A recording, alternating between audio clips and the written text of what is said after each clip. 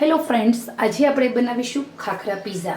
આમ તો તમે જુઓ તો એકદમ ફટાફટ બની જાય છે. આ પીઝા ફટાફટ બને છે. વેકેશનમાં હેલ્ધી નાસ્તો છે, નાના બાળકો માટે ખૂબ જ સ્વાદિષ્ટ એવો નાસ્તો છે. તો ચલો આજે આપણે સરસ મજાની નવી રેસીપી જોઈએ. શીખીશું આપણે સરસ મજાના ફટાફટ બનતા ખાખરા પીઝા. અહીંયા તમે ખાખરામાંથી આ પીઝા બનાવી શકો છો. બાળકોને બહુ જ ભાવશે અને બાળકોને પણ લાગશે કે અમે બહાર જેવા જ પીઝા ઘરે ખાધા છે. તો ચલો જોઈએ રેસીપી. ખરેખર મિત્રો આ રેસીપી પસંદ આવે તો દિલથી લાઈક કરો, શેર કરો, સબસ્ક્રાઈબ કરો. આજે આપણે બનાવીશું ખાખરા પીઝા. હવે તમારે પીઝા તમારા બાળકોને ખવડાવવા છે, પરંતુ તમારે જે મેંદાનો બેઝ હોય છે પીઝાનો એ તમારે નથી ખવડાવો તો તમે ખાખરામાંથી પણ ખાખરા પીઝા બનાવી તમારા બાળકોને ખવડાવી શકો છો. હવે એક ખાખરા પીઝા બનાવવા માટે આપણે લેવાના છે 1 અને 2 ખાખરા. તો અહીંયા આપણે સાઈડ પર રાખી દઈએ. કઈ કઈ સામગ્રી જોશે તો જેટલી આપણે પીઝા બનાવવા માટે સામગ્રી જોઈએ એ જ જોશે. એમાં સૌથી પહેલાં છે પીઝા ચીઝ. પીઝા ચીઝનો ઉપયોગ પણ તમે સ્પેશિયલ આ પીઝામાં તમે ઓછો કરી શકો છો. બટર, ચીલી ફ્લેક્સ, અજીનોમોટો અથવા તો પીઝા સિઝનિંગ, સાથે mayonnaise sauce, pizza sauce, capsicum, મરચું અડધાનું અડધું, એક ઓનિયન, પનીર અને ટામેટાં. આમાંથી તમે ઇન્સ્ટન્ટ નાના બાળકો માટે ખાખરા પીઝા બનાવી શકો છો. કેવી રીતે બનાવવાના ચલો જોઈએ રેસીપી. હવે અહીંયા સૌથી પહેલાં આપણી પાસે ખાખરા છે. ઓકે, તો અહીંયા એક ખાખરા પર આપણે સૌથી પહેલાં શું કરીશું તો બટર લગાવી દેવાનું છે. ઓકે, બટર લગાવવા માટે આપણી પાસે અવેલેબલ જે બટર છે એ જ બટરનો ઉપયોગ કરીશું. બટરને આવી રીતે થોડુંક ફેલાવી દેવાનું છે. અહીંયા જો આપણો ખાખરો તૂટી ગયો છે તો એ ખાખરો તૂટે તો આપણે બદલી લેવાનું છે. ખાખરો તૂટવો ન જોઈએ અથવા તો એ ખાખરાની તમે ઉપર લઈ લો. પહેલાં તમારે આખો ખાખરો રાખવાનો. તો અહીંયા આપણે સહેજ ગરમ કરી દીધું આપણું બટર. હવે હળવા હાથે આપણે ફેલાવી દઈએ. આમાં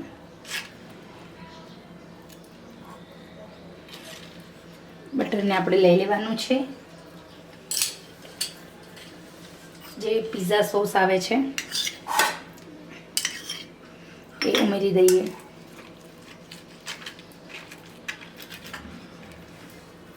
માયોનીઝ સોસ ઉમેરી દેવાનું છે. 1 ચમચી પીઝા સોસ, 1 ચમચી માયોનીઝ સોસને આપણે આખા ખાખરામાં આવી રીતે સ્પ્રેડ કરી દઈએ. ચીલી ફ્લેક્સ,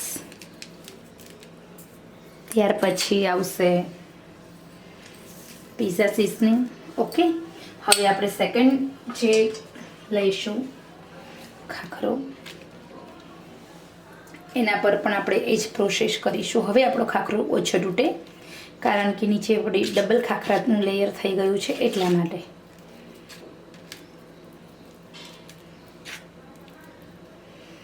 તો અહીંયા આપણે બટર લગાવી દેવાનું.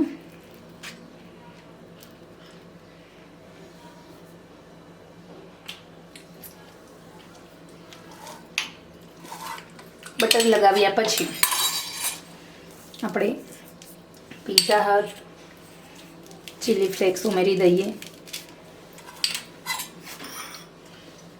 ત્યાર પછી આપણે ચીઝ સ્પ્રેડ કરીશું.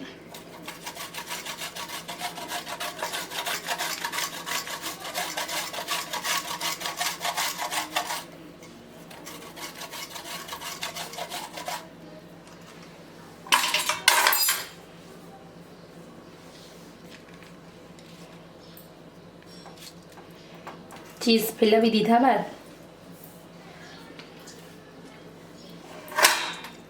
કેપ્સિકમ, મરચાં. આપણે જો અહીંયા જે બધા સોસ લીધા છે ને એમાં બી નમક બહુ વધારે હોય છે એટલે આપણે અહીંયા કોઈ તમે મસાલા ના કરો તો ચાલે, કારણ કે બધા સોસની અંદર ભરપૂર પ્રમાણમાં તીખાશ અને ખટાશ, ગળપણ બધું હોય છે. ઓનિયન ઉમેરી દેવાની છે. હવે ટામેટાનું એક બેઝ રેડી કરવાનું છે. પછી આવશે પનીર.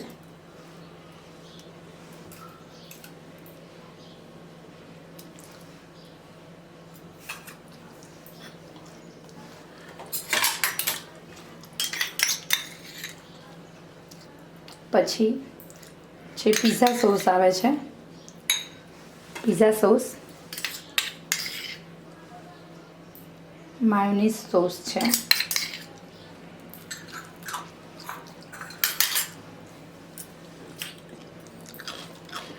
ચીલી ફ્લેક્સ,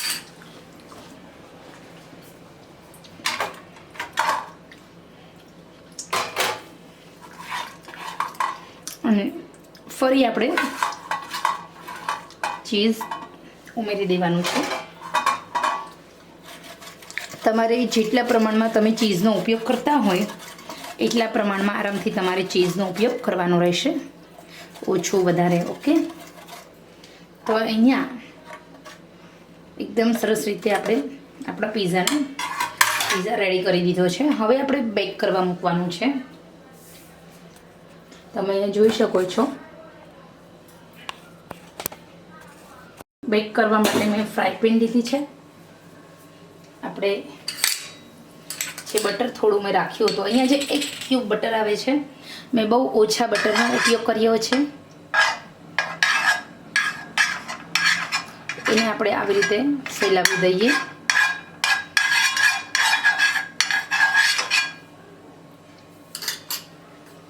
અને આરામથી તૂટે નહીં એ રીતે આપણે આપણા ખાખરાના પિઝાને મૂકી દઈએ બેક થવા માટે. એકદમ સ્લો ટુ મીડિયમ આંચ છે. લીડ કવર કરવાનું છે. એકદમ મીડિયમ આંચે 4 થી 5 મિનિટ સુધી તમારે થવા દેવાનું છે.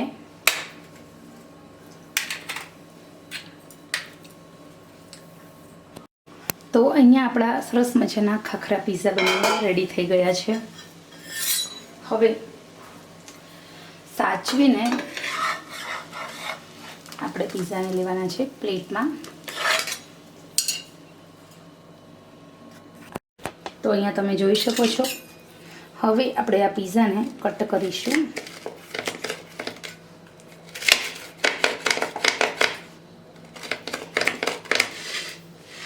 તો ઇન્સ્ટન્ટ આ નાસ્તો બાળકોને તમે બનાવી શકો છો. નાના બાળકોને ખરેખર બહુ ભાવશે. તો બનીને રેડી છે આપણા ખાખરા પિઝા. બાળકોને ચોક્કસ ખવડાવજો. હેલો ફ્રેન્ડ્સ, આજે આપણે બનાવીશું ખાખરા પિઝા. આમ તો તમે જુઓ તો એકદમ ફટાફટ બની જાય છે. આ પિઝા ફટાફટ બને છે. વેકેશનમાં હેલ્ધી નાસ્તો છે. નાના બાળકો માટે ખૂબ જ સ્વાદિષ્ટ એવો નાસ્તો છે. તો ચલો આજે આપણે સરસ મજાની નવી રેસીપી જોઈએ. શીખીશું આપણે સરસ મજાના ફટાફટ બનતા ખાખરા પિઝા. અહીંયા તમે ખાખરામાંથી આ પિઝા બનાવી શકો છો. બાળકોને બહુ જ ભાવશે અને બાળકોને પણ લાગશે કે અમે બહાર જેવા જ પિઝા ઘરે ખાધા છે.